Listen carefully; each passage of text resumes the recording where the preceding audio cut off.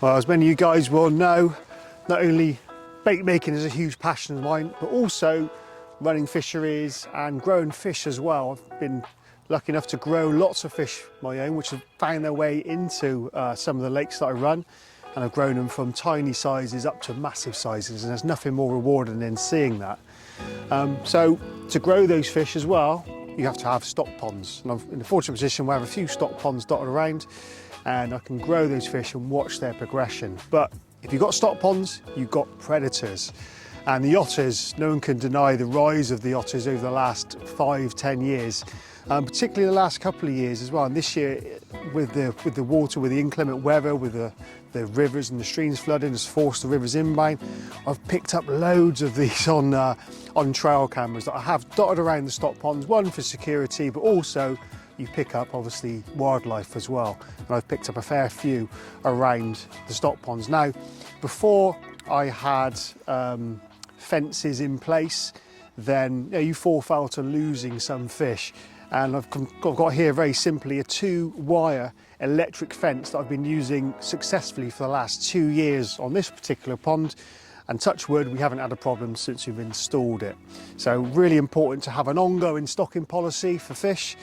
I don't think a lake can stand still. You can't just put a load of fish in 1 year and just forget about it for 20 years. You need, fish will die naturally over the course of a year, and with predation, you need to ongoing stocking policy. And that's where having these fish where I can drop them in, but also somewhere like VS Fisheries, where you've got a fantastic bloodline of fish, different varieties, and every sort of 5 or 6 years I like to bring in a batch of those just to bolster up the stock that I've got. So really excited to go down to VS Fisheries. Can't wait to go down and pick through some of the fish there. I'm going to help Simon out for the day like I always do.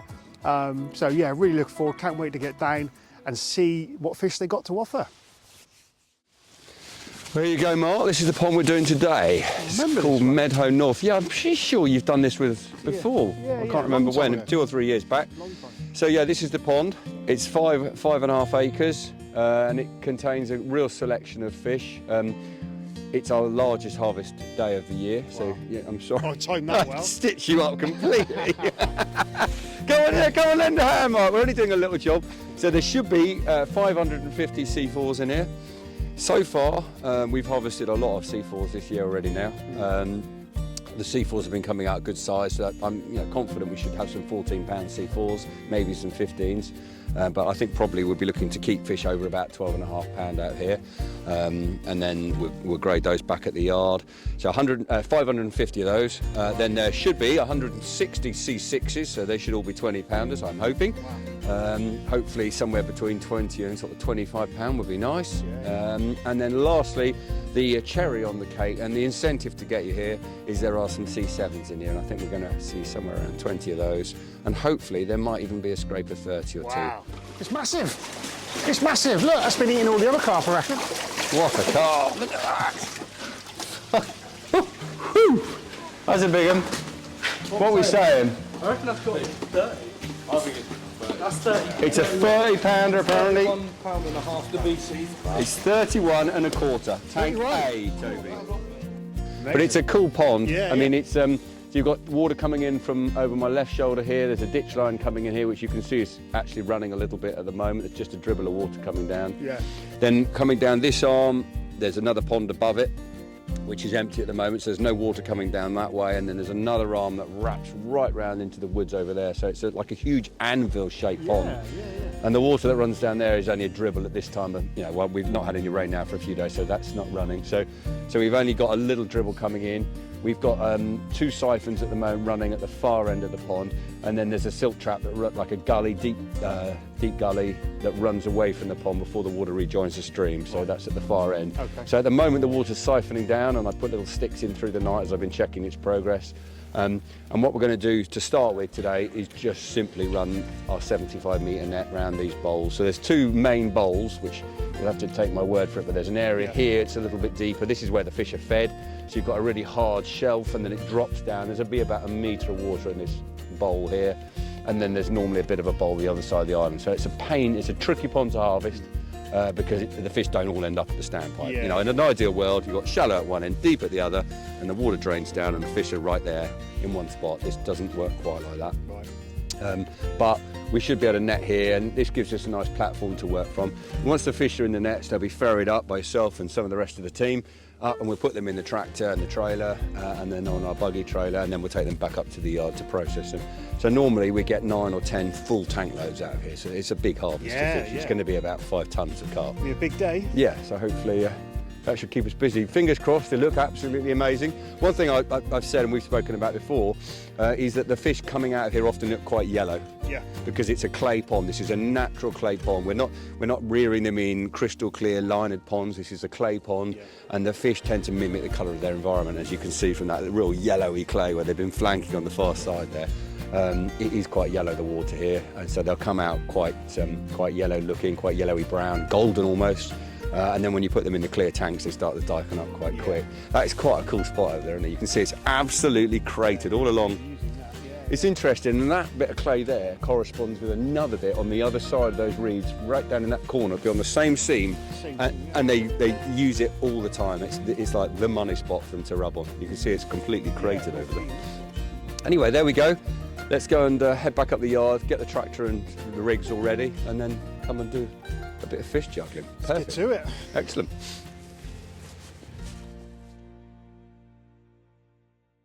Well, I'm all suited and booted, waders on, gloves on really importantly, and in about, I don't know, a couple of minutes I'm going to be in there helping the guys.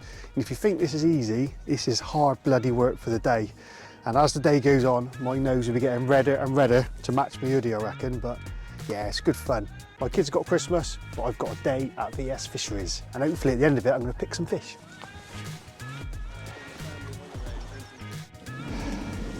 Well, shooting this now around a small part of the pond, as Simon mentioned earlier, and hopefully we're going to get a few, but importantly, Simon said that he don't want to get all the fish in one sweep, so hopefully we're going to see a nice little selection. I'll take that. And then you take that. No, but we've not been training them. Well, this is fish carnage. Bumper haul here.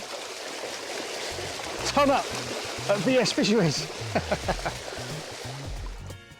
Well, with Mark, Simon and the rest of the team processing all the fish, it was my job to wallow around in the mud and try and capture some of the best bits of the day.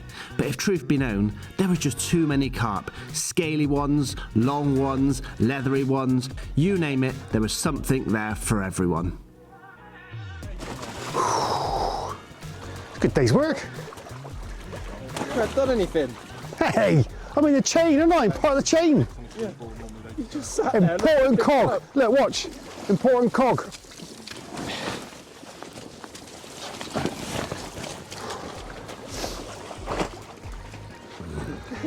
Well, despite me mocking Mark, what became really apparent was how efficient the production line was. And as the age-old saying goes, many hands make light work. On this occasion, Scotty also had a team from Sparsholt College down getting some hands-on work experience of fish farming. But in true Bryant fashion, he had better ideas. He had a cunning plan to try and capture all the fish in one sweep. Well, that's all the fish loaded up. Now it's back to the fish house to sort them out. Well, I've come out of a plan. I reckon that's hard work doing that, and we've got more of the lake to explore. I reckon if we'd have pre-baited with 5 kilos of Atlantic heat just in that area, all the fish would obviously congregate there and we'd net them in one sweep. I'm going to put that to Simon. Business plan. 5 kilos of Atlantic heat, half your manpower.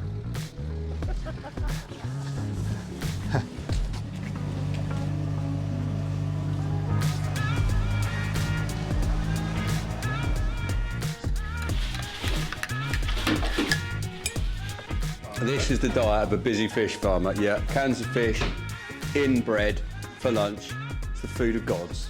Today it's going to be mackerel fillets in tomato sauce. Happy days! Well, this is the best part of the day. Seeing what's come out of the ponds and getting them up onto the fish houses, getting them all weighed, and yeah, potentially looking at some fish which may make it back to the Cotswolds. £10, tank 7 please, Mark. Well, with lunch consumed and a bit more energy in the tank, it was now time to get every single carp out that had been netted so it could be weighed and put in its respective holding pool. to either be sold or put back out on the farm to grow for another year. 13 and a half, tank 5. 10, tank 6. 11 pounds. That's a blue one, was it? That's a blue one. 25 and a half. 25 and a half, put that into tank B. With all the fish processed, counted, it was now time to head back down to the pond to repeat the whole netting procedure once again. Simon knows exactly what's in this pond, and as he was ticking them off his list, it was clear we had another couple of hundred to go. That's how we roll. There could be bananas at this point in the day. We've seen a lot of carp now. We're about 600 fish down. We've still got about another 100 or so to go, and yeah, seen a few. Looking forward to a pint in the pub, Simon? Oh, I'm so excited about a pint in the pub. And there's been talk of having an Indian. Mate, this is getting better by the minute. It's exciting stuff. But yeah, the boys have done brilliantly today. Even that young lad, Mark Bryan, you know, the new lad on the block. I mean, he's got a funny old pair of waders on, and he doesn't really fit very well with the group, but he's tried hard, and he has got a very red nose. He's very festive. He'll be good at Christmas. It's a strong finish today, strong finish, isn't it? Well, them guys are up there lording it, looking at the fish, all isn't that pretty? We're down in the trenches here, aren't we, boys? Down in the trenches, doing it, all day.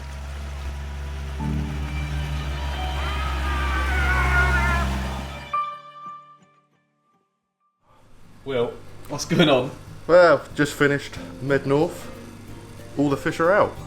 Mate, it looks like all the fish are out, but what's happened to your feet? It's lovely. It's good for your skin. Keeps the wrinkles away. Well, that was it. Day one at VS Fisheries nearly complete. It had been a wet, cold day, but full of some lovely carp.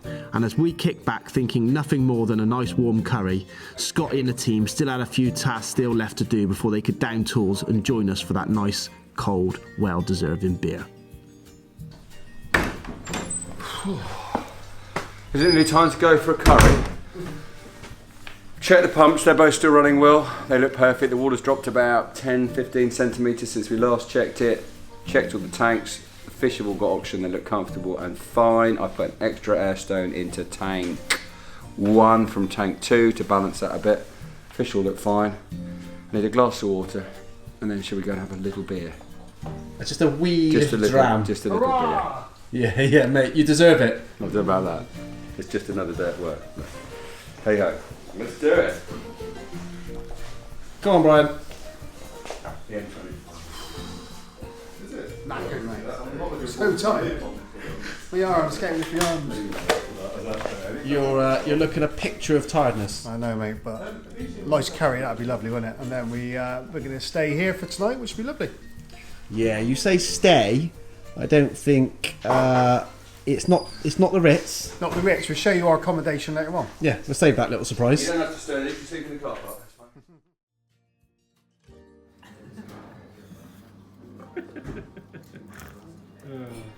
Well, that's the end of a very long day. We've had the luxury of having a lovely curry with everyone, and this is the fish house. So all the waders and all the wet clothes are drying out for tomorrow. But not only that, don't be fooled and think we've got some 5-star accommodation, because fish farm is a hard gig. And if you follow me, we have got the 5-star VS Fisheries accommodation. Look at that. Night, mate. Night. I'll turn the light off now. Dreaming of big carp? Any carp? All carp. You can hear the car.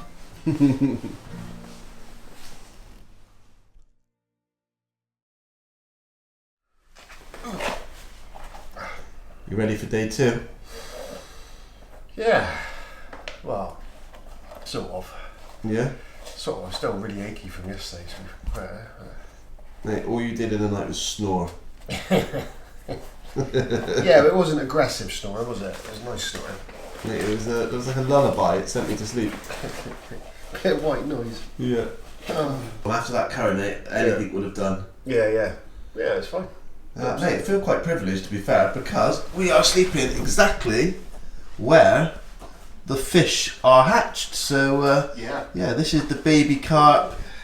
Yeah, hatchery. Yeah, where Simon does his magic, and we slept. But it's 6 o'clock. The fish have been going absolutely crazy outside, haven't they? Yeah. And it's time to get dressed, get out, and today it's picking fish day. Yeah, man. That's good. Go on, mate. I don't really want to get up to you, I'm tired. So happily stay there for a bit longer.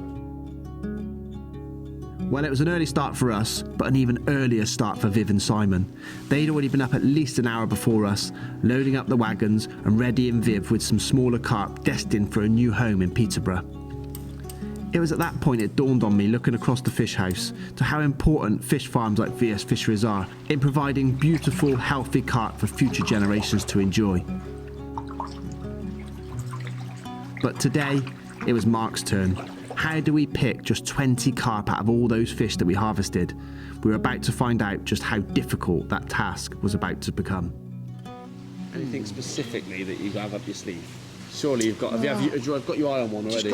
There's one going around. It's got like a little clover set of scales up on the shoulder, like a bluey colour one. Lovely. There's one. That's 1 out of 20. But until this water goes down, then you can start to see their body shape a bit better. You see what backs are sticking out of the water when it's down to 14 inches or whatever. No sugar for me. No sugar for me, thanks, mate. We're all good, thank you. Mate, that's a good idea. Let's have a cup of tea, shall we?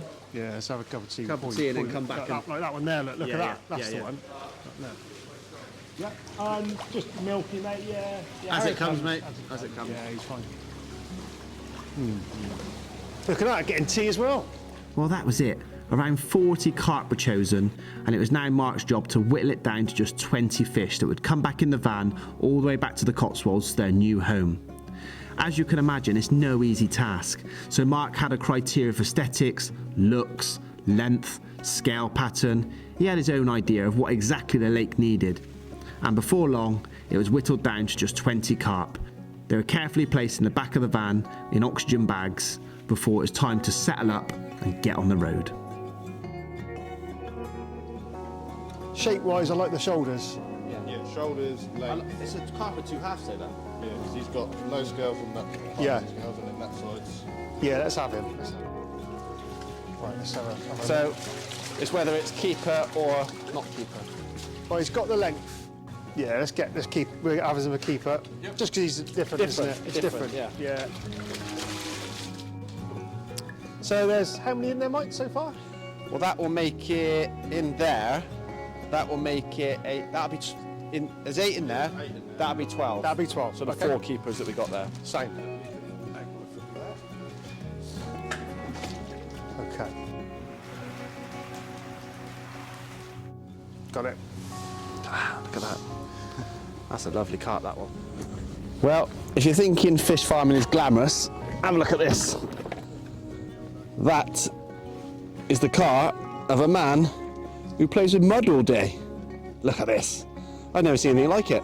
I literally have never seen anything like it. Oh dear. We actually sat in the back of that last night and went out for some food. And if I can open the back, there you go. This should be it. It's a serious bit of mud. Look after him, Mr. Bryan. Yes, we will. We will feed them well. We will feed them well. That. You've got a few pallets of good quality bait, have you? Yeah. Well, You've been in touch with yeah. Stop it. Started already.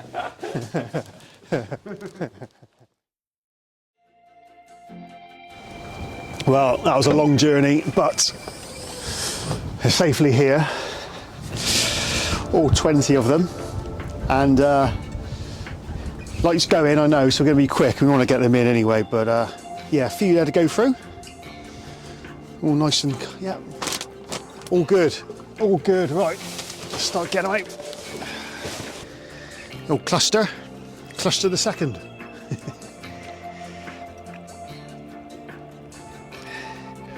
Well, after that long drive back, it was wonderful to see each and every carp slipping into the depths of their new Cotswold home. But it was at that point it suddenly dawned on us. These carp might outlive us. But as a fishery manager, you can't be selfish. At some point, as the age-old saying goes, you may plant a tree, but you might not live long enough to benefit from its shade, and that's exactly the same when it comes to stocking carp. These fish might live to 30, 40 years old, but one thing's for sure, we can't wait to watch them flourish, and you never know, one day we might have a go for them ourselves, and until that point, we'll enjoy watching them grow. I wish I'd tried harder at school. I could have been more like Mark Bryant, a baron, a legend. But no, I'm a mud-sucking, benthic-dwelling carp farmer who spends his days juggling carp, getting wet, cold and covered in shit. Living the dream.